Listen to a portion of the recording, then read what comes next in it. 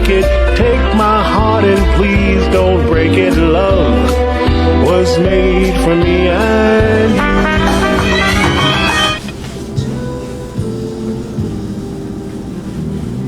Hey, welcome to WBGR Sports Network and the Tom the Bomb Sports Talk Show. And this is the day that the Lord has made. We will rejoice and be glad in it. If you don't think it's a great day, just try missing one. And we, L-O-V-E, love sports on the Tom the Bomb Show. I'm your host, Tommy Wood. Got another fantastic show for you today. Hey, guys, the show is live. If you guys want to reach us, you can call in at 301-429-9247. Again, that's 301-429-9247. 9247. Hey, we always start the show off. We want to thank God for everything that He's done for us in 2024, the new year. We know that our focus and purpose for this year is the year of fixed purpose. Proverbs 4:25 says, "Keep your eyes on the path and look straight ahead. Make sure you are going the right way, and nothing will make you fall." This is what's going to allow you to ignore life's daily distraction. And that's all the enemy's trying to do, is get you off the word. The word tells us that he comes for the word immediately. Immediately he comes for the word. It's not you. It's that word that he don't want to germinate in you. Hey, we got no trivia, no poll questions. Hey, guys, Tom the Bomb, we're now on YouTube. Just put Tom the Bomb Sports Talk in the search bar and the show will pop up. And don't forget that like button and that little red subscription. Tom the Bomb will greatly appreciate that for me, all right? Hey, no poll questions today.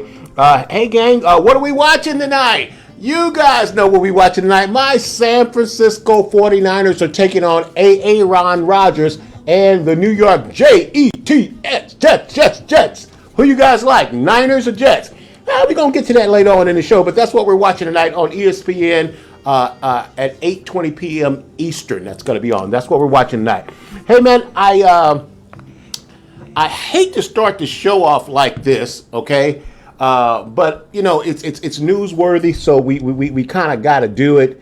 The South Florida Police Benevolent Association, the largest police union in the state of Florida, defended officers involved in the detention of Miami Dolphins wide receiver Tyreek Hill. Hill was detained near Hard Rock Stadium on Sunday before the Dolphins played the Jacksonville Jaguars. Now, videos posted on social media captured the intense moment, which has been the talk of the NFL world before the 1 p.m. game. Calais Campbell also said that he was handcuffed as he tried to cool everything down. Now, the police union president, Stedman Stahl, I was trying to make sure that this ain't Oprah Stedman. Stedman Stahl said Hill was detained for officer safety after driving in a manner in which he was putting himself and others in great risk of danger. Upon being stopped, Mr. Hill was not immediately cooperative with the officers. On the scene, pursuant to policy and for their, listen to this word, for their immediate safety, placed Mr. Hill in handcuffs. Mr. Hill, still uncooperative, refused to sit on the ground and was therefore, listen to this word, redirected to the ground. I love that. He was redirected to the ground. He wasn't thrown on the ground. He was redirected to the ground. Now, you talk about spin. Have you guys seen that YouTube clip with that little bitty cute little boy? He's in the back seat and he's going, BS. I can't say what I want to say. But listen, you know, Tom the Bomb is not judging. I wanted to wait. I wanted to get the facts. But and today the police actually came out with an actual statement. So I want to read this to you guys. I'm gonna jump right in here. Here's what he said. Once the situation was sorted out within a few minutes, Mr. Hill was issued 2 traffic citations and was free to leave.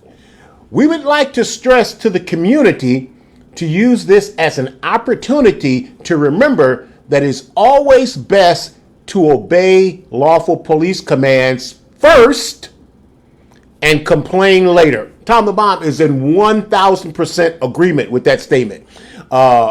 You can be right, but don't be dead right. Okay. Yeah, you be right, but don't be dead right.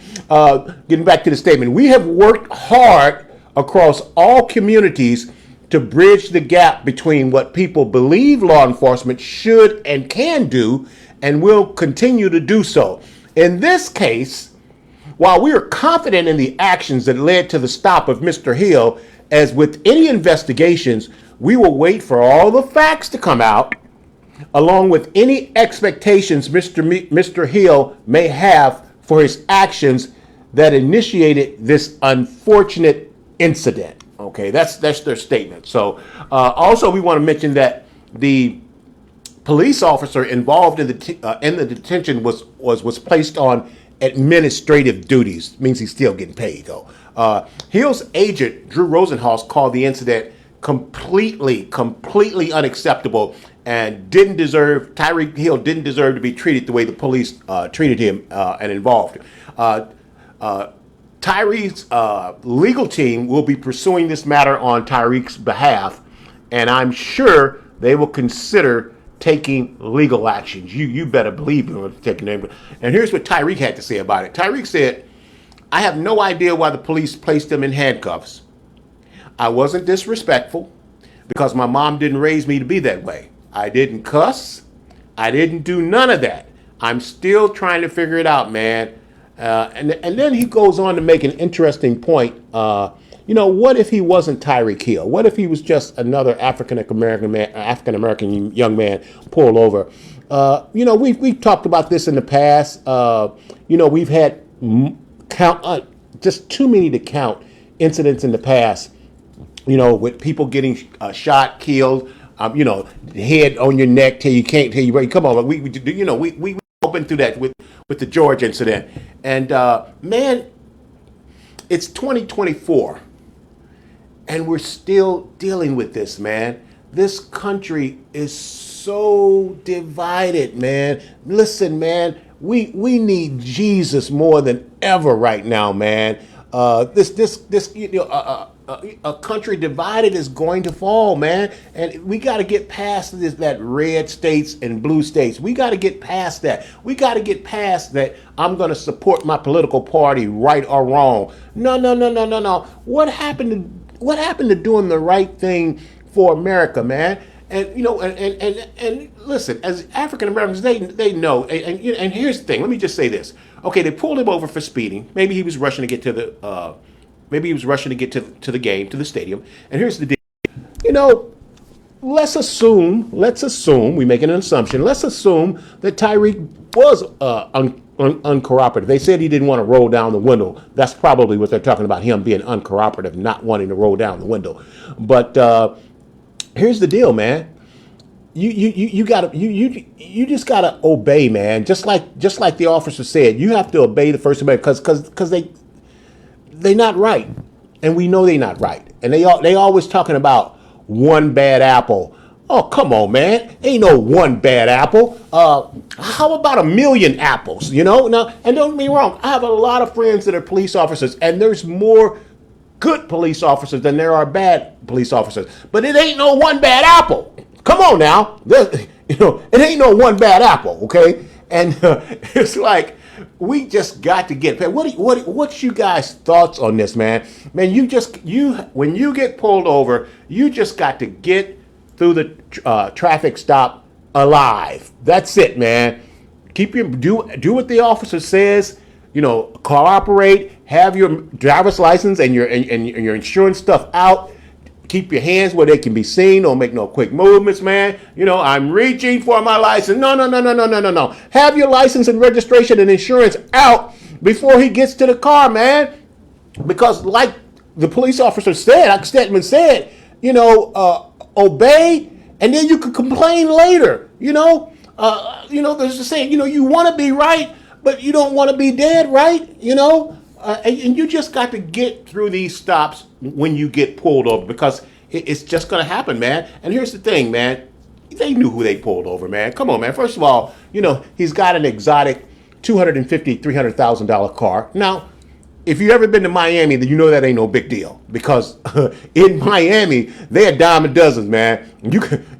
You can't look left or right without running into an exotic car if you've ever been to Miami. But nevertheless, he's a block or two from the stadium. He's in this exotic sports car. Tyreek Hill is probably the top receiver in the NFL. They knew who he was, man. Come on, man. And then to take him down to the ground or wait a minute, I'm sorry. Redirect him to the ground. I love that. I love that, man. They redirected him to the ground. Man, this is spin and marketing at the highest levels, man. And here's the deal. Let's just say that the police are totally wrong. Well, the Benevolent Police Association, man, they still got to back them, number one, because like I said, it's the biggest union in Florida. And then secondly, they don't want to be sued. Unfortunately, it looks pretty much like they are going to be sued. This ain't going away no time soon, man. But here's the thing with the police officers. They know who Tyreek Hill is, man. Let me talk to these police officers out there who are not seeing things right. You got to leave that guy alone. You can't be messing with these high profile people because number one, they actually have money. They actually can afford to pay lawyers. You can do that like Tyreek Hill said, what if I wasn't Tyreek Hill, an NFL player? Yeah, you can do that to the average Joe on the street because, this ain't gonna happen with no public defender, man. But this guy makes $35 million a year. Listen, man, when OJ had his incident, okay, African Americans wasn't happy that OJ possibly got off with a crime. What they were excited about was that a black man in America was accused of a major crime, and he actually had the money to pay for a proper defense to beat it the way it's been done all along for Caucasians, man. That's what they were excited about. There's nobody happy about nobody getting away with murder, man. So, look, you police officers, you guys got to leave these high-profile guys alone, man, because these guys make millions of dollars, and even if you hate them, and you might hate them, I don't know. We would hope that you don't have hate and that you have love in your heart, okay? But you got to leave these high-profile guys alone because they got millions to obtain lawyers, and you better believe there's going to be some legal actions going on. Steve says, obey the officers, brother. As simple as that. That's right, Stevie. It's as simple as that. Get through the stop. Come on, man. You make $35 million. Okay, he's going to give you a $250 ticket for speeding or whatever the two citations. He's going to give you $500 worth of citations and ticket. You make $35 million a year. You can wipe your backside with a $500 ticket. Are you kidding me? Come on, man. And then, his boys, Calais Campbell and the other Dolphins, they show up. They just want to make sure this guy ain't going to be George Floyd, man. Because they said, Tyreek said, hey, man, please don't leave me. Please don't leave me, I don't want them to put their knee on my neck and choke me out. Don't leave me, And then they want to handcuff Calais Campbell because he wants to stay. And they say, we're going to tow your car. They told Calais Campbell, if you don't leave, we're going to tow your car. Calais Campbell said, tow my car, man. I'll back up wherever you want me to, but I'm not leaving.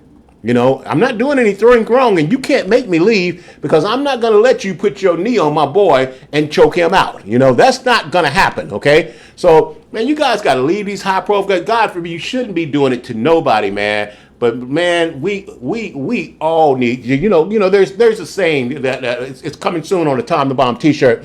There's Jesus, and then there's everybody else. Period. There's Jesus, and then there's everybody else. And that's who we need, man. We got to get past all of this hate, man. We got to get. It's 2024, man. Aren't you guys tired of this? Aren't you guys tired of seeing this and hearing this on the news, man? We just got to get past this, man. Come on now, come on, man. Do we have to start a come on, man section on the Tom the Bomb show? Come on, man. So, hey, that's where we're at. We had to talk about this. Like I said, they've given their statement, and it's marketing, it's spin, it's what they got to do. Nobody believes it. Nobody believes it. And maybe Tyreek could have handled this better to get through this. Maybe he could have let it dwindle down quicker, man. But you just got to get through this stop, man. You make $35 million a year. All they can do is give you a ticket. That's all they can do, bro. That's all they can do, man. You pay the ticket and move on. Come on, man. That's right, Vic. Hey, man. All right, let's move on. I won't get on my box. If you guys have any thoughts on that, like I said, we are live. If you want to call and put your 2 cents in on this, like I said, the number here is 301-429-9247. But hey, man, let's move on to some sports, to the lighter side of things, man. We getting too heavy, right? But it's newsworthy, so we got to talk about it on the Top of the Bottom show. Hey, let's go. Hey, the 2024 kickoff class, East Side, all brakes, no gas. We back to the all brakes, no gas section. Listen, man, the East St. Louis Flyers move on to 2-0 on the young season as Coach Darren Sunken continues to tune up the young Flyers in 2024. The Flyers got a 21-yard TD run to Ryan Martin in the fourth quarter to break a tie game on the way to a 28-21 victory over the Newton Rams out of Georgia on Saturday, September 7th in East St. Louis, Illinois. The game came down to the final play, but the Rams of Newton fell short 28-21. East St. Louis is the number 1 ranked team in Illinois, and they're the number 67 team ranked nationally right now. They played tight for most of the night, even though the Flyers led at one point 20-0. Newton fought back, but the Flyers held them off to get its second win of the season. East St. Louis QB Kendrick Lyons was on point, going 11 for 13 passing for 133 yards and 2 TDs. Lavarius Woods had 49 yards and a TD on 10 carries. Flyers getting ready to roll, man. Coach Sunken getting them right, man. Flyers getting ready to roll, man. Let's move on. Let's move on to our college football. College football is back, man. And man, it's that time of the year, man. The weather's breaking. It's getting cool. Got to put on the long sleeve. Got to take a jacket with you now. Let's move on. Northern Illinois University shocks the Golden Domers with a 16-14 win over number 5 ranked Notre Dame. This was pure college football magic at its best, and a fantastic college football game for television.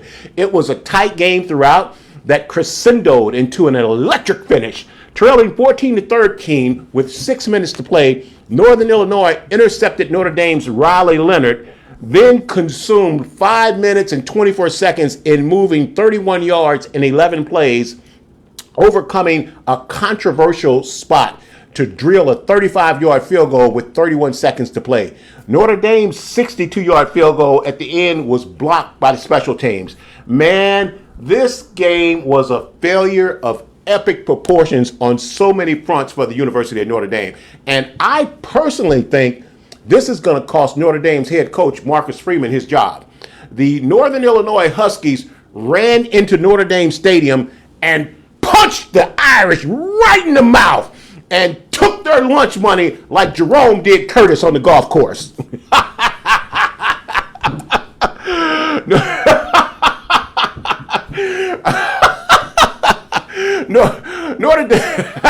Notre Dame's offense looked very vanilla with some questionable play calling and inconsistent QB play. They abandoned the run, and they didn't feature their best weapon enough, which is Jeremiah Love, man. Come on, man. Football one-on-one. You got to get the ball in the hands of your best player, man. What's up with that? What's up with that, man? You got to get the ball in your playmaker's hand. Coach Marcus Freeman is officially on the hot seat. The huge win last week over Texas A&M is literally, what have you done for me lately? Ooh, yeah. What have you done for me lately? Don't mean a thing. Don't mean a thing if they got that swing. After feeling like we're in the hunt for the college playoffs, Notre Dame fans, in December, has now lost to Northern Illinois at home and has everybody wondering what went wrong. Coach Freeman has some big wins, but sustaining success has eluded him. The big win last week followed by not being prepared in any facet of the game against Northern Illinois. Northern Illinois outplayed Notre Dame in every facet of the game. They offense, defense, special teams. They blocked the game-winning field goal. They outplayed them on every facet of the game, man. And that's coaching, man. Like I said, it's got everybody scratching their heads. This is year number 3 for Marcus Freeman. Hey, man, you ain't got no more excuses in year number 3, man. Northern Illinois head coach Thomas Hammock, emotional response from his team win over Notre Dame. That's why football is still played on the field and not on paper, man. I love this. He said, I'm so proud of our kids. They believed, man. This is what's great about high school and college football, man. When these kids are out there and they landed on the line for the literally for the love of the game, man. Well, you know what? They getting paid in college now. They're getting paid very, very well. But for the most part, they, like I said, they landed. A lot of those kids at Northern Illinois, they not getting paid like those Golden Domer players at Notre Dame, man. So, man, this is what's great about high school and college football, man. Man, when that momentum show up, when Big Mo show up on your side, man, things just start happening, man. And this was a fantastic football game to watch. And hey, man, they in trouble at Notre Dame, man. It's great. It's great to see a brother get a head coaching job at Notre Dame. But hey, man, in every aspect of sports, man, when we do get these positions, man, we have to produce, man. That's the bottom line, man. Look at Mike Tomlin with the Pittsburgh Steelers. Mike Tomlin is the winningest coach, one of the winningest coaches of all time. In 17 years, he's never had a losing season, and they want that guy's head on a platter. And he never had a losing season. So, Coach Freeman at Notre Dame, man, you better bring it, man. You better do whatever you got to do to get the Irish back into the playoffs, man. But boy, you on thin ice right now, man. So good luck to Coach Freeman, and maybe he can turn it around for the Golden Domers. We will see. We will see. Hey, let's move on. Coach Deion Sanders, Coach Primetime, the Colorado Buffaloes JV scrimmaged against Nebraska's varsity. What did you just say? I said the Colorado Buffaloes JV team scrimmaged against Nebraska's varsity team. Because that's basically what it looked like, man. It looked like a JV team playing against a varsity team. And Colorado has some varsity type talent at a few skilled positions. But, man, they came up against the varsity against Nebraska and Patrick Mahomes look-alike. Mother Wig, look at number 15 for Nebraska. That kid looked just like Patrick Mahomes, and Patrick Mahomes is starting to mentor him, man. But, man, listen, man, it's, this is just Deion's second year, and it ain't like he's going to turn water into wine in his second year. That's unrealistic, and nobody's thinking that. But we went through last year. And for the most part, I believe last year was a success, even though they only won 3 or 4 games. I really do. That's more games than they won the year before. So I really do believe it was a success. But coming into this season, we knew exactly what it was that that Colorado needed to get done. We knew exactly what it was, what they needed to get done. And it doesn't seem like in 2 weeks, it doesn't seem like they've addressed any of those issues, man. Listen, Colorado, let's talk about their wish list, what Colorado can't. I'm calling this Colorado can't, okay? Colorado can't stop the run on defense. Colorado, they can't consistently pressure the quarterback. Colorado, they can't run the ball on offense. Colorado, they can't protect their own QB. The QB is holding the ball too long, man. Throw the ball away, Shedeur. You got to get rid. Man, stop worrying about your passing percentage, man. You holding on to that ball too long and getting sacked. You getting sacked all those times because you holding it too long, man. They're not stopping the run. They're not pressuring the QB. They're not running the ball on offense. They're not stopping the run on defense. We talk about this all the time. Football is a very, very, very simple game, man. You have to be able to run the ball, and you have to be able to stop the run. That's what you got to do. You got to be able to run the ball, you got to be able to stop the run, and you got to be able to convert on third down. That's the formula. That's why Pittsburgh wins all the time. That's why Mike Tomlin them win, because that's what Pittsburgh does. That's what Baltimore does. That's what San Francisco does. That's what New England did when they had Tom Brady. Okay, the teams that win all the time, that's what they do. That's the formula. It's not complicated. Football is a very, very simple game. You got to block, you got to tackle. It's a very, very simple game, man. This game was no contest. Like I said, it was the JV team versus the varsity team. It's gonna be a long season in Boulder, Colorado, man. Hey, man, a Sunday at Victory Christian Church International, all this month we've been focusing on favor. Favor is what we've been focusing on. And Sunday's sermon was "Winter is coming." Okay, so you better have exact favor, because winter is coming. Guess what, Colorado Buffaloes? Winter is coming. Okay, so y'all better get ready for it in Colorado. It's gonna be a long season, and baby, it's cold outside. Hey, look, let's take a break, and then we're coming right back with the NFL, and that we're gonna get into the picks. But let's take a break, and we'll be right back.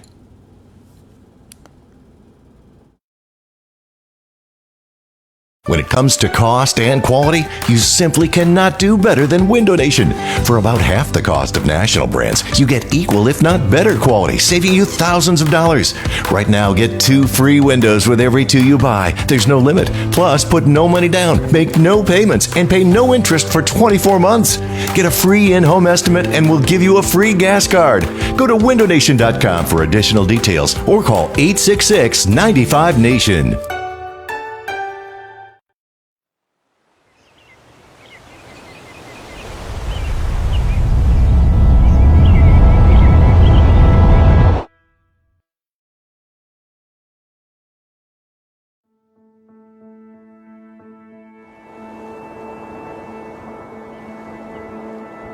Sheltered by the Sea of Cortez, Danzante Bay is a pure and peaceful oasis, an uncrowded retreat where your options are as vast as your views.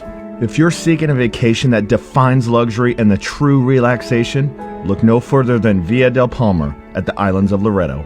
A splendor of true Mexican hospitality effortlessly blends with rich materials and insatiable comforts to bring guests the ideal home away from home experience. With its quiet beaches, scenic vistas, rich history, and an astounding surrounding natural habitat, you'll feel as though you've been swept off to paradise.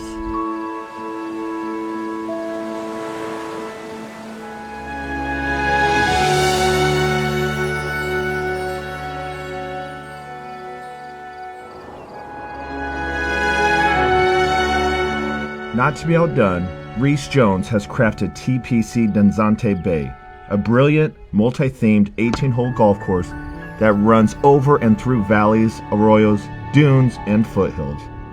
From every angle, striking images of the islands of Loreto and the surrounding mountain range take your breath away, while the challenging yet rewarding Baja Golf Course beckons you to return for more.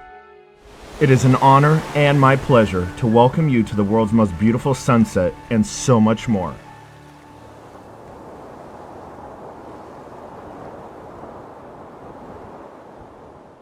Talking Windows with Harley and Aaron and special guest Mina. As a business owner, I only partner with the best. That's definitely Window Nation. And experience matters, Harley. Well, Mina, we have installed over 1 million windows. And you guys have the best customer service. Check. 97% customer satisfaction. Plus the best deals. Now, buy 2 windows, get 2 free with no limit. Plus, put no money down, make no payments, and pay no interest for 24 months. That's why I'm proud to partner with Window Nation. The perfect fit. Hey, how you doing? It's a Chef Homeboy RD. Hey, and of course, I've got to find the greatest food where I can find it. Ha! And you would think it would be at the Wawa, but it's not. It's from a friend, Tom the Bomb. Hey, Tom the Bomb, everybody. Hey, everybody, how's everybody doing? All right, Tom the Bomb. All right, we got some good stuff for you here today. Look, we got you some boneless ribs. Boneless ribs, everybody. Yep. Hey, boneless ribs. We got grilled chicken. And then, of course, I got your burgers. And then what I'm famous for is the pork tenderloin. So you Pork got and tenderloins. pork tenderloins. So you got Okay. your ribs, your grilled, the rib. That's the rib. This is the rib right That's here. the rib.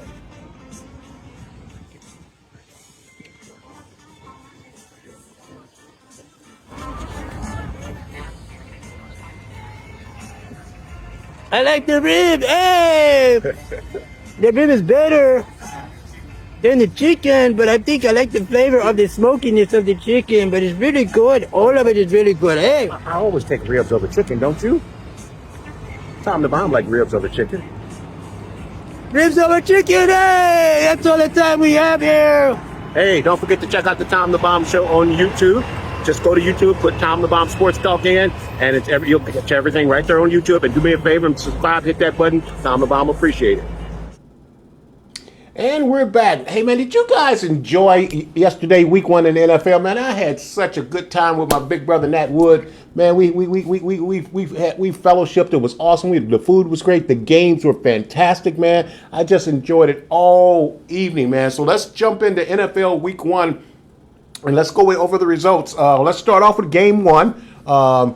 We should have film for this. Thursday night, we had the Baltimore Ravens versus Mother Wig's Kansas City Chiefs. Hey, Tom the Bomb took the Ravens in this one only because I knew they're not going to beat the Chiefs when it counts. But I thought, that they would have a chance. And let's talk about this game. I think we got video on this, don't we, Carl? Yeah, there we go. Listen, hey, man, man, Mother Wig's Kansas City Chiefs, man, they look really, man, for the first game of the season, man, I'm like, where's the rust, man? They look good. They look really, really good, and they've added a lot of speed to their team. They lost Tyreek Hill, and last year they didn't have that speed threat, and they still won the Super Bowl. Come on, man! But now, man, they got Xavier Worthy, the fastest guy in the combine. You got Rashee Rice playing like crazy until he gets suspended, and that ain't even and they ain't even brought in Marquise Brown, who's another burner, man. They got a track team there in Kansas City, but hey. Here's what's really, really more dangerous about this year's Kansas City Chiefs than last year. I think that this year's team is already better than last year's team. And last year's team won the Super Bowl. Oh, Tom the Bomb, it's just week 1. Yeah, I know it's just week 1. But here's the thing, man. The thing about this speed is, you're thinking, okay, they're going to beat people deep. No, I'm telling you right now in week 1, Kansas City is not going to beat you deep. They're going to beat you on 5 and 7 yard slants and reverses, giving that ball to these young speed burners, hitting them in stride in 3 to 5 and 7 yards, and letting them yak. They run after the catch, man, and that's where they're going to break people's back, man. It's scary already, man. It's really, really scary. They look good. Will they three-peat? Right now, Tom the Bomb will take the field, but listen, man. you go broke and lose everything betting against Patrick Mahomes, man. Don't do it, Benny. It's suicide. Mother Wig say, what about Pacheco? Yeah, he runs like he's angry at the ground, man. So, man, they like I said, they actually look better now than they did last year when they won the Super Bowl. They're scary. Look, we're local here in the DMV. We got to talk about the Baltimore Ravens, man. Listen, Tom the Bomb made some comments, and I'm here to back him up today, man. Listen, man, I thought one of the best signings in the offseason was the Baltimore Ravens bringing in Derrick Henry to their backfield. And here's the thing. Derrick Henry is still a legitimate top running back in the NFL. And Derrick Henry had 13 carries. Lamar Jackson had 16 carries. Well, that's only 3 more carries, man. Listen, man, you can't have your quarterback running more than your number 1 running back, man. Listen, let me ask you. I asked this question before. How many passes do you want Derrick Henry to throw? Now, don't get it twisted. Derrick Henry done throw multiple touchdowns in his career, at Tennessee. But what if Derrick Henry threw 16 passes and Lamar Jackson threw 13? Would you guys have a problem with that? If Derrick Henry was throwing more passes than Lamar Jackson, then it's obvious that you should be having a problem with Lamar Jackson having more carries than Derrick Henry. Now, if we talking about a run-of-the-mill running back or some guy filling in, but that ain't the case, man. We talking about King Derrick Henry, man. Listen, This guy needs 20 to 25 carries minimum. If you give Derrick Henry 20 to 25 carries, he's going to get 100 yards. When Derrick Henry runs for 100 yards, his team wins 85% of the time. Now, here's the deal. Irregardless, the Ravens are still going to win 85 to 90% of their games. Come on, they came up against Mother Wigs, Kansas City defending Super Bowl champions, and they lost, okay? It ain't going to be a whole lot of teams that's going to beat the Baltimore Ravens this year. But hey, when it gets to December and January, when they need to beat the Chiefs, when they need to beat Buffalo, when they need to beat Cincinnati in that playoff game, man, it's not going to happen when you got Lamar Jackson running the ball more than Derrick Henry. Now, I'm all for Lamar Jackson. I'm not saying Lamar Jackson shouldn't be running the ball, because here's the thing, you got to be like Patrick Mahomes. You have to run to extend plays. I got no problem with Lamar Jackson scrambling. What I have a problem with is I'm calling a running play for Lamar Jackson from the huddle. That when we come out of the huddle, the play is Lamar Jackson running. And I know you need a mobile running quarterback, but that's not it. The Ravens are never, ever going to win the Super Bowl with Lamar Jackson having more rushing carries than Derrick Henry, man. You guys got to get that dude the ball 20 to 25 times and let that guy barrel people. Derrick Henry, for the last 5 years, has led the NFL in rushing yards in the fourth quarter. His yard per carry goes up in the fourth quarter. It's just like Shaq, man. Look, in the NBA, man, look, they could play with Shaq for 1 quarter. They could play with Shaq for 2 quarters. Sometimes they could even play with Shaq for 3 quarters. But you can't have no guy 320, 330 pounds leaning on you for four quarters. In the fourth quarter, the guys that was checking Shaq, their legs were dead, man. They couldn't handle that weight leaning on them, man. That's how Derrick Henry effect works, man. You can slow him down in the first quarter. You can slow him down in the second quarter. You might even slow him down in the third quarter. But in the fourth quarter, that hammer is going to pound you into the ground. And here's the thing. This guy can still break 80 and 90 yard touchdown. He's got the speed. This guy's 250 pounds, and he's running a 4.40. You got to be kidding me, man. Listen, you don't want no parts of that. Listen, come on, man. I played football all my life, man. The worst thing you want to see is somebody that big running that fast. You don't want no parts of that, man. I'll take Lamar Jackson that's going to juke me and make me look bad. But I don't want that hammer. I don't want that King Henry at 250, 255 running a 4.40. You got to be kidding me, man. Listen, man, the Ravens is going to blow this thing, man. It's just, okay, I see you, Chuck.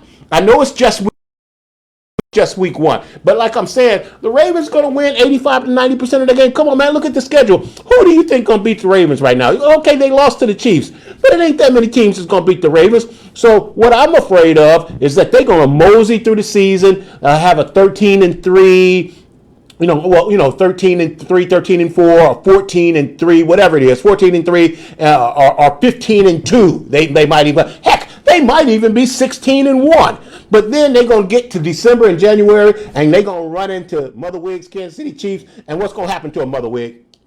Pow! Right. Pow! Right in the mouth. Pow! They setting themselves up for failure, man. They setting themselves up for failure, man. But man, this is going to be good, man. NFL season is just so exciting, man. This was a great game. And let's get to the last point. Isaiah Likely. First of all, the statement that he made. It's just total idiotic, man. It just amazes me how. Okay, Tom the Bomb, be nice. How can you say this in a nice way? It amazes me how stupid these guys can be to come out and say stuff like he said, come out, oh, is that all Kansas City got? If that's all they got, we gonna get them. We actually beat them. Look, man, we talked about this over and over and over the Tom the Bomb Show. When you're in the back of that end zone, when you're on the sideline, man, the receivers, you got to fall, man. Stop trying to get your feet down and do the toe tap. All you got to do is fall. If that Bigfoot rascal would just fail instead of trying to get his feet down, they could have tied the game up, and then it looked like they were going to go for two. I like that in them. I like that Detroit Lion in them where they ain't going to settle for a tie, that they're going to go for the win. You know, I like that aspect. But look, man, you went up, you made a great catch. All you had to do is fall. Just fall, man, and you got a game time, possibly game time or game winning touchdown. But then you got the nerve to come back and talk that trash. Come on, man. You can't be talking to the champ like that. Tell him, Mother Wig, you can't be talking to the champ like that. Who you think you talking to, man? You talking to the champ, man. The champ is here. The champ is here. Kansas City wins 27-20. Tom the Bomb takes an L on that pick. But the Ravens could have won that game. The Ravens could have won that game. The best kicker in football missed the field goal.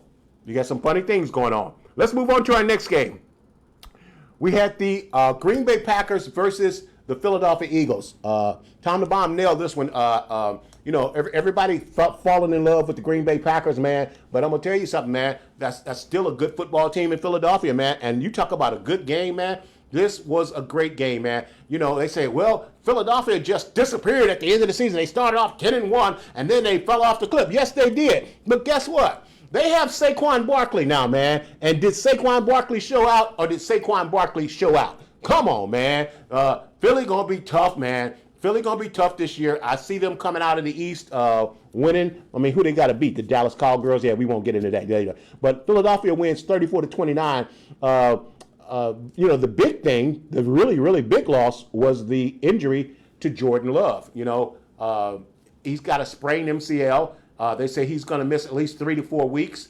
You know what? This Green Bay team, I think they're going to continue to win without him because they are a good football team. They're a good, young, talented team. But, man, he looked good. Both of these quarterbacks look really, really good, man. This was a really exciting game. And, man, I think Saquon Barkley is going to be the missing ingredient that the Eagles need, man.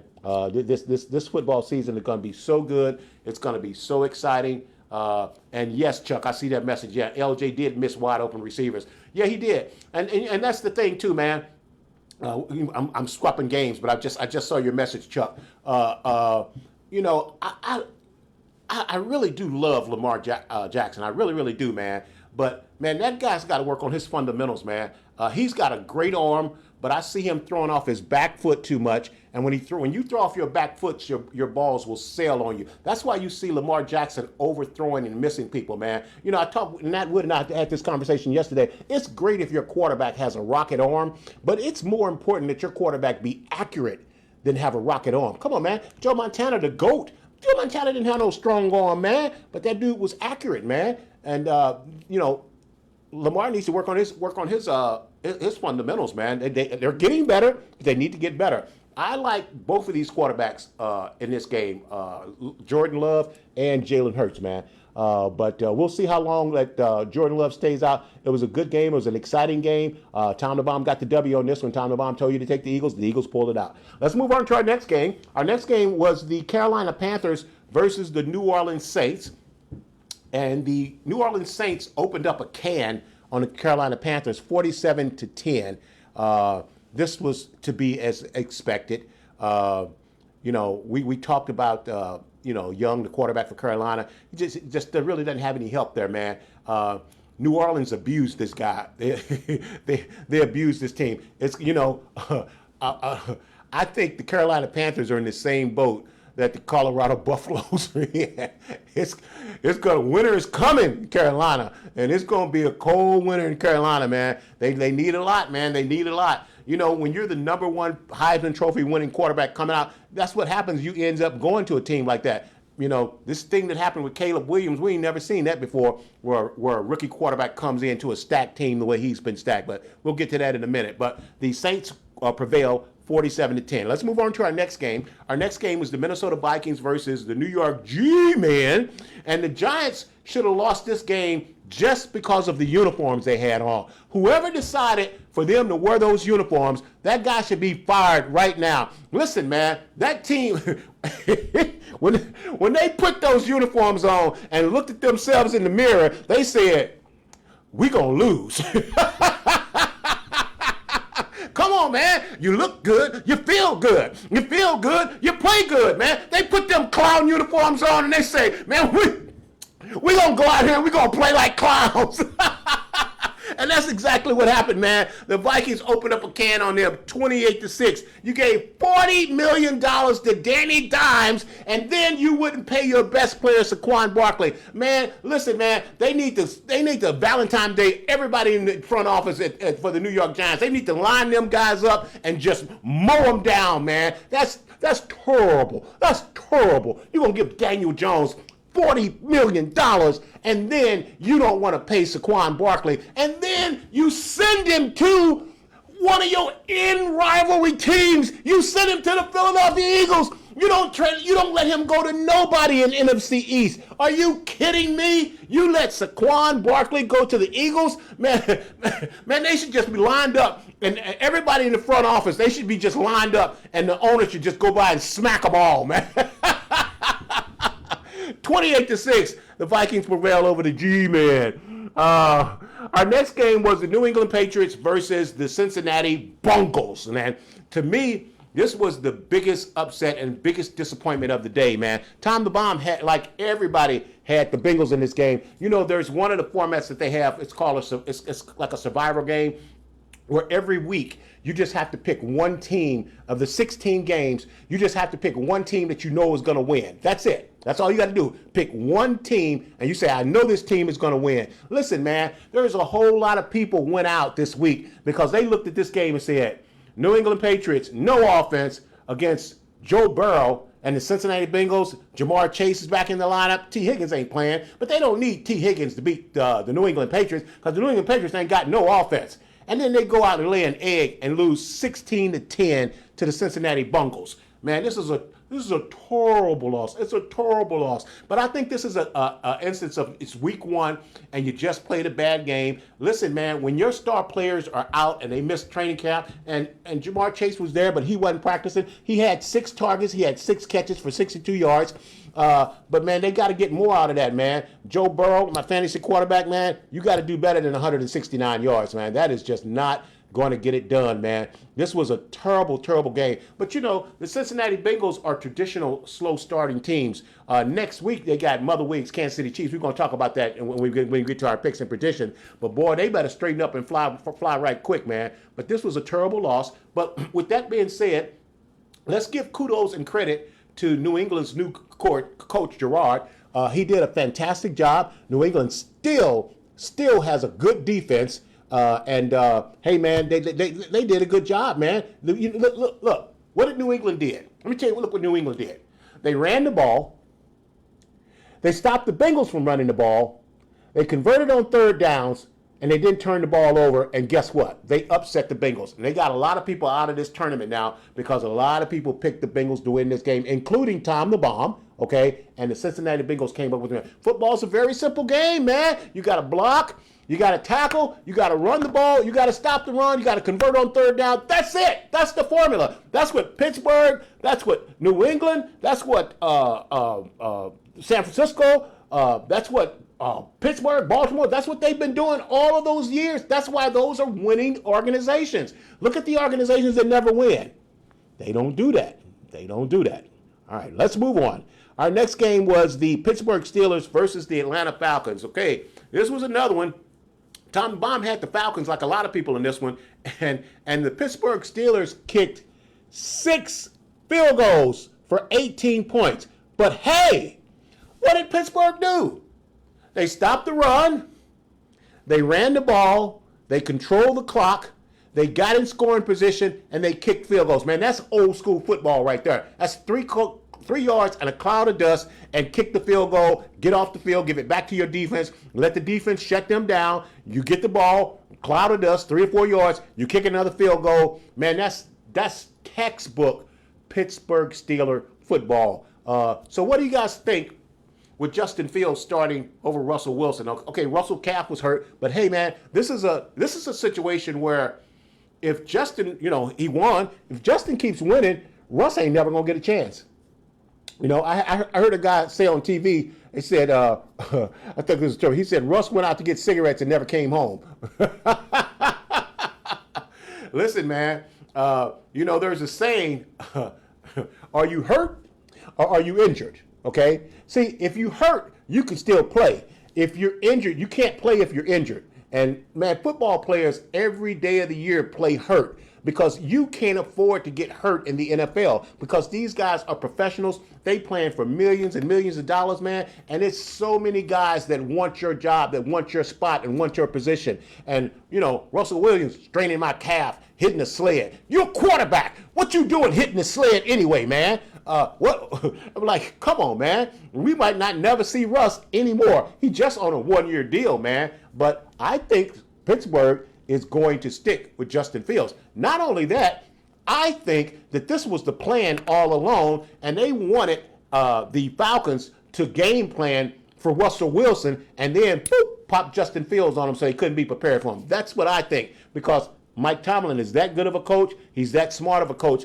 The Steelers prevail 18-10 over the Falcons. So let's talk about real quick Kirk Cousins. Kirk Cousins looks like he's still hurt. I didn't see Kirk Cousins driving off his back leg and throwing the ball. He was clutching. He was double clutching. It didn't look sure. And Kirk Cousins usually plays a lot more aggressive, a lot more on time than that. And he held the ball way too long. This is a bad loss for the Falcons. Not only do I think it's a bad loss for the Falcons, I think it's a bad signal for the rest of the year for the Falcons. And a lot of people have the Falcons winning their division and being a playoff team, man. But from what I saw, and it's just week 1. Come on, man, keep your pants on. It's just week 1. Nobody's gonna panic in week 1, but. I think this is a bad sign for the Falcons. Let's wait and see if they can recover from this and see if Kirk can get a little bit more healthy, because Kirk didn't look healthy to me in this game. Our next game was the Houston Texans versus the Indianapolis Colts. I told you guys last week that this was going to be one of the very, very best games, and it was. First of all, it's an interdivision rival. Tom the Bomb took the Houston Texans, but I told you guys this was going to be a close, hard-fought game, and it was. It was one of the best games of the week. The Texans prevailed 29-27 over the Colts. And, man, the Colts got a good football team. They know this. It's an interdivision rival. But, man, the Houston Texans are loaded, man. The Houston Texans are loaded, man. Listen, man, it's week 1. And it would not surprise me for the Houston Texans to be in the AFC Championship game. It might be the Houston Texans and the Kansas City Chiefs in the AFC Championship game. Man, they look good, man. C.J. Stroud looked like he's getting better. They got him new toys to play with, man. Stephon Diggs, Nico Collins, Tank Hill is back, man. They added Joe Mixon. Come on, man. This is a good-looking football team, man. And then I love their coach, man. I love their coach. He's a great defensive schemer. And that's what I'm talking about, man. The Houston Texans is going to stop the run. They're going to run the ball. They're going to convert on third down. And more importantly, they have a quarterback that's a playmaker. And I hate to keep harping on this. Lamar Jackson is a brilliant, exciting player. But he's not a playmaker like C.J. Stroud is. And C.J. Stroud's in his second year. C.J. Stroud is a playmaker, man. A playmaker from the pocket. So, hey, the Texans prevailed 29-27. Great game. This division is going to be fought out hard between these teams. Our next game was the Arizona Cardinals versus the Buffalo Bills. And, man, the Cardinals jumped out on the Bills, man. It looked like we was looking at another big upset, man. But, hey, man, Superman put his cape on. Josh Allen showed up and put his cape on, and the Bills came back and prevailed 34-28. Is he going to have to do all of the heavy lifting like this for the whole season for the Bills? If that's the case, I don't know what they're going to be at the end of the season, man. And like I said, it's just week 1. You got a new team. You got new receivers. I love cooking in backfield. So maybe they're just warming up. But, Josh Allen played a really, really good game. And if Josh Allen doesn't turn the football over, Buffalo's going to be tough to beat anyway, because they're one of those teams that's going to play good defense. They're going to run the ball. They're going to stop the run. But I want to see him, especially with Stephon Diggs and Gabe being gone. He lost both of his receivers. They lost an all-pro safety. I just want to see I want to see Buffalo spread it around. I want to see the new guys step up. Look for Dalton Schultz. I don't know if it's Dalton Schultz. Look for their tight end to have a big year this year. Take some of that slack off those receivers. But so let's just see. Josh Allen can't be Superman every week for the Buffalo Bills, but he pulled it out in a 34-24 win over the Arizona Cardinals. Our next game was the Tennessee Titans versus the Bears. Chuck Bears, 24-17. Caleb Williams got a lot of publicity, man. Everybody said, it was an ugly win. But hey, man, come on, man. For as long as I've been watching football, Chicago been winning ugly, man. And it don't care if it's ugly or pretty. All we want is the W, man.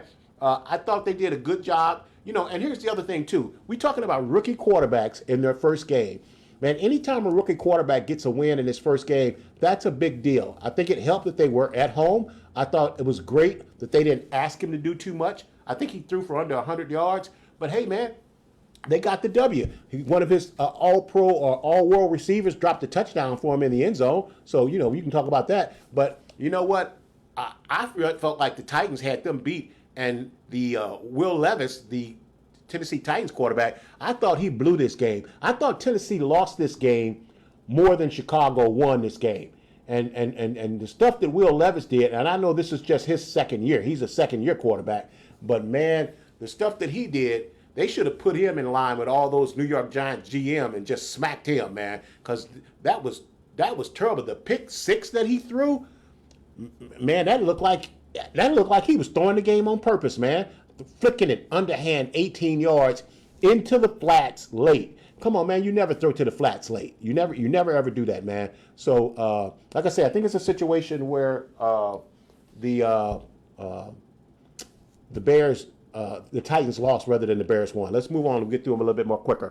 All righty, next we have the Jacksonville Jaguars versus the Miami Dolphins. Knew this was going to be a good game. Another interdivisional rivalry, the same division as the Texans and the Colts. The Dolphins prevailed 20-17. Tyreek Hill, after being detained, came in and showed out. Seven receptions for over 130 yards. Had an 80-yard touchdown.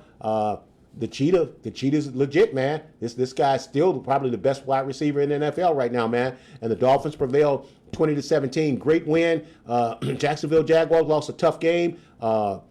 A team got stripped going into the end zone. I thought that was the play of the game because I thought the Jacksonville Jaguars would have beat them if he don't fumble going into the end zone. But hey, man, like I've been saying, this kid got $55 million in the beginning of the year, man. This is his come to Jesus year. It's time for him to put up or shut up, man. They didn't give you $55 million, man. You got to produce this year for the Jacksonville Jaguars. You need to win this division and win a game or two in the playoffs to earn that money.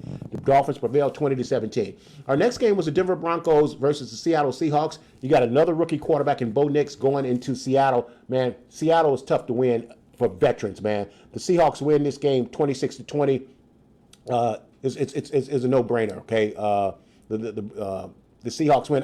Although they played tough, but Bo Nixon played like a rookie, and the Seattle got the win 26-20. Our next game was the Las Vegas Raiders versus Jim Harbaugh's Los Angeles Chargers. The Chargers prevailed 22-10. Tom the Bomb told you guys to take the Chargers on this. I think they're going to give Mother Wig's Kansas City Chiefs some competition in the NFC West. Hey guys, we got to talk about this. Our next game was the Cowboys versus the Browns. I think we got video for this. But hey, Dak Prescott agrees to a 4-year, $240 million extension with $231 million guaranteed. That's $60 million per year. Both are NFL records, the $231 million signing bonus guaranteed and the $60 million per year. We knew this guy was going to get $60 million, man. And I'm kind of shocked that Dak and his agent decided to go ahead and negotiate before the season got started. But it's an indication he's been saying all along that he wanted to be in Dallas. So this proves that he wanted to be in Dallas because I believe Dak could have got actually more than $60 million if he had hit the market. But hey, man, he's a Cowboy for at least the next 4 or 5 years. So let's get to the game. Tom the Bomb told you guys to take the Cowgirls. The Cowgirls prevailed 33-17. Cleveland has a great defense, man, but Deshaun Watson, oh my goodness, man. how did this guy go so bad so quick? You know, I'm not sure about this, so I don't want to be. But I heard a rumor that Deshaun Watson's dad passed a day or two before the game, and maybe he was playing with a heavy heart. You know, but you know, let's take yesterday's games out of this. Deshaun Watson hasn't looked the same since he played with the Houston Texans, and I don't know what's going on, man. I don't know how you go from being one of the top 4 or 5 quarterbacks in all the NFL to actually being the worst rated quarterback in the NFL. So, man. Boy, you think Cleveland would take the guy in Tampa Bay now? They need to go back and get the guy who came in and saved them last year. That's what they need to do. Jameis Winston will be starting for this team by week 4. Mark it in your books. Cowboys win 33-17.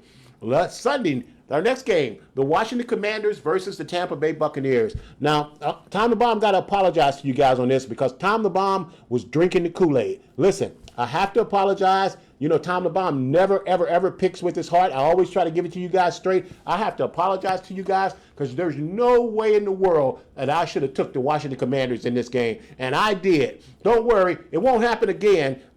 Listen, man. First of all, let me just say this. Tampa Bay Buccaneers is a good football team. This is a football team that beat the Philadelphia Eagles in the playoffs. And you can say what you want, man, but that quarterback, you know, if you're going to give the Jaguars quarterback $55 million, then this kid in Tampa Bay deserves more than $35 million, Baker Mayfield, okay? So Baker's playing well. The Bucs are a good football team. Like I said, they beat the Eagles in the playoffs. They handled the Commanders 37-20. They did exactly what they're supposed to do with an inferior team. I thought the rookie quarterback, Jaden Daniels, I thought he looked okay. He's showing great flashes of running, kind of look like RG3. I think it's going to still be an exciting year for the Commanders, but that was a mistake. I apologize for it. Won't happen again. Our last game was the LA Rams versus the Detroit Lions, and we knew that this was the premier game. That's why it's on at 8:20 p.m. on the Sunday night game. And these are definitely 2 NFC playoff teams. They both played in the playoffs last year. The Lions beat them in the playoffs, and again they prevailed 26-20. What a great game, man! These are 2 tough teams. Both of these teams are going to be in the playoffs. Detroit looks scary, man. Detroit, listen, man. If you said Detroit, Kansas City in the Super Bowl, I could see that right now happening, man. Detroit looked better than Kansas City. Boy, they really look good. They're doing everything right. They should have been in the Super Bowl last year. They should have beat my San Francisco 49ers, and that's from a 49er fan. So the Lions prevailed 26-20. Let's get to our Monday night game. I just got news that Christian McCaffrey has been downgraded and won't be playing in the game at all against the Jets tonight. That's still not going to stop Tom the Bomb from taking the 49ers. So that's our first pick. Tom the Bomb taking the 49ers. By the way, this week Tom the Bomb went 11-4. It's 15 games. I had 11 winners. I had 4 losses, and that's including taking the Commanders. So I actually tanked on that. So 11-4 in week 1. That's not bad. 11-4. You guys better listen to Tom the Bomb. That's a good week. Let's get to the predictions for week number 2. Number 1, we got the Buffalo Bills versus the Miami Dolphins. It's going to be a good game. Tom the Bomb is taking the Miami Dolphins in this one. Game number 2, we got the San Francisco 49ers versus the Minnesota Vikings. That's at 1 p.m. Tom the Bomb is telling you now. You guys know I'm taking the 49ers in that one. Game number 3, we got the Seattle Seahawks versus the New England Patriots. Tom the Bomb is taking the Seattle Seahawks. Seattle is they're not going to do what Cleveland, what the Bengals did. I'm taking the Seahawks over the Patriots. We got the New York G-Men with them ugly uniforms versus the Washington Commanders. I told you guys I wasn't going to fall for the okie doke. I'm not going to fall in the banana in my tailpipe again, guys. Tom the Bomb is taking the Giants. The Giants got the number. They don't have Saquon Barkley. Nat Wood say the only reason the Giants been beating Washington is because of Saquon Barkley. I disagree. I think they just got their number. Washington is going to have to win before I take them this year, period. I'm taking the Giants. We got the LA Chargers versus Carolina Panthers. This is an easy one. I'm taking the LA Chargers over the Panthers. We got the New Orleans Saints, who just put up 47 points versus the Dallas Cowgirls. Tom the Bomb for 2 weeks in a row is taking the Dallas Cowgirls. Yes, take those Cowgirls. They're going to win. They're going to be 2-0. We got the Baltimore Colts versus the Green Bay Packers. This is going to really be a good game. And here's my point. So we know that Jordan Love is not going to play in this game, and the Colts is a really good football team. Tom the Bomb is still taking the Packers because that's a really good football team in the Packers. They're better with Jordan Love, but I think they'll win even without Jordan Love. Take the Packers over the Colts. We got the Cleveland Browns versus the Jacksonville Jaguars. Dallas has a really, really good offense. Take the Browns over the Jaguars. I know the knee guards aren't going to be happy. We're coming there this weekend. I hope you guys don't kick me out because I'm not taking your Jacksonville Jaguars in Connecticut. But I think the Cleveland Browns defense rebounds, and I think the Cleveland Browns is going to handle your Jacksonville Jaguars. Let's look for Trevor Lawrence to step up and play better. Hold on to the ball, you team. Our next game is the New York Jets versus the Titans. I'm going to take the Jets in this one over the Titans. This is going to be a great game. The Tampa Bay Buccaneers versus the Detroit Lions. It's going to be a really, really good game, but you cannot pick against the Detroit Lions. You can't pick against Mother Wiggs Kansas City Chiefs, and you cannot pick against the Detroit Lions. Tom the Bomb is taking the Detroit Lions. Our next game is the Las Vegas Raiders over the Baltimore Ravens. This is a no-brainer. If you got one game, we talked about this, pick one team that's going to win, take the Ravens over the Raiders. Then we got the LA Rams versus the Arizona Cardinals. Take the Rams. They'll be 1-1 after this game. Then we got the Cincinnati Bengals versus Mother Wiggs Kansas City Chiefs. The Bengals will bounce back. Joe Burrow will play. Joe Burrow gets up for Patrick Mahomes. Joe Burrow is one of those guys that can stand up and duel a mano a mano with Patrick Mahomes, but he's not going to beat Mother Wiggs Chiefs on Sunday. Take the Chiefs. And we got the Pittsburgh Steelers versus the Broncos. Listen, man, the Pittsburgh Steelers are in first place, and I look for them to go 2-0 under Justin Fields against the Broncos. Take the Steelers in this one. Then we got the Chicago Bears, Gus's Bears, against the Houston Texans. Your Bears ain't got a chance against these Houston Texans. Take the Texans. And then we got the Atlanta Falcons over the Philadelphia Eagles. The Philadelphia Eagles will be 2-1 after this. Take the Eagles. Hey, man, look. Yannick Sinner beats Taylor Fritz to win the 2024 Men's U.S. Open. I told you I was just kidding, Kimmy. I knew we were going to talk about tennis. But hey, man, the 2024 U.S. Open had an American in each of the men's and women's singles final, but neither could get a W. World number one ranked Yannick Sinner became the first Italian man to win the U.S. Open over number 12 Taylor Fritz in Sunday's men's final. It was Sinner's second career Grand Slam title, winning the Australian Open in January. Sinner made history when he became the first Italian man, or woman for that, to reach the number one rankings. That's all good and great. You know, I still have a problem. Sinner has passed he's flunked 2 drug tests, and they didn't put the hammer down on him. I didn't really like that. I didn't even think he should be able to compete after failing drug tests, but hey, he got it. Meanwhile, Taylor Fritz's loss means that the drought continues for the USA. They haven't had an American man that's won a major title since Andy Roddick won the 2003 U.S. Open. Listen, a day earlier, Aryna Sabalenka earned the Women's U.S. Open trophy after taking care of America's Jessica Pegula. Jessica Pegula family owns the Buffalo Bills, just for you guys out there. Yeah, her mother and father owns the Buffalo Bills. But she went out 7-5, 7-5 against Sabalenka. But she was the runner-up last year. Sabalenka was the runner-up last year in 2023, proving that she's the best hard-court player right now because she's won the Australian Open 2 straight years. Pegula, like Fritz, had never made it past the major quarterfinals ahead of this tournament. Despite losing to Sabalenka in the title match, her deep run at the U.S. Open moved her up to the number 3 world rankings behind Sabalenka at number 2 and number 1 Iga Swiatek, who Pegula upset in the quarterfinals. Hey man, let's wrap it up the show. Listen, we want to get we're coming to the end, but you know we do have a memorial we want to talk about. If we can bring that up, Coy. Memorial for Coach Michael Jackson Sr. Remembering Coach Jackson. Coach Jackson was my high school football coach at Assumption. He was a great guy. He was a great coach. You know, what he taught me off the football field helped me a whole lot more than what he did on the football field. He was a great coach, but he was a really, really good guy, and he really gave, I talk about this all the time. And when you see people, you have no idea how many shoulders that you're standing on, man.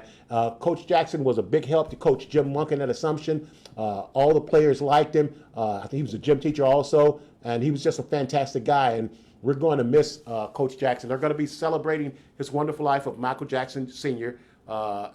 This Friday, September 13th, at St. Clair of Assist Catholic Church at 1411 Cross Street in O'Fallon, Illinois. Visitation hours is 10 a.m. to 11 a.m., and then they're going to have a mass right after that from 11 a.m. to 12 p.m. So we just want to send our condolences and our prayers out to Coach Jackson's family, his wife, his kids.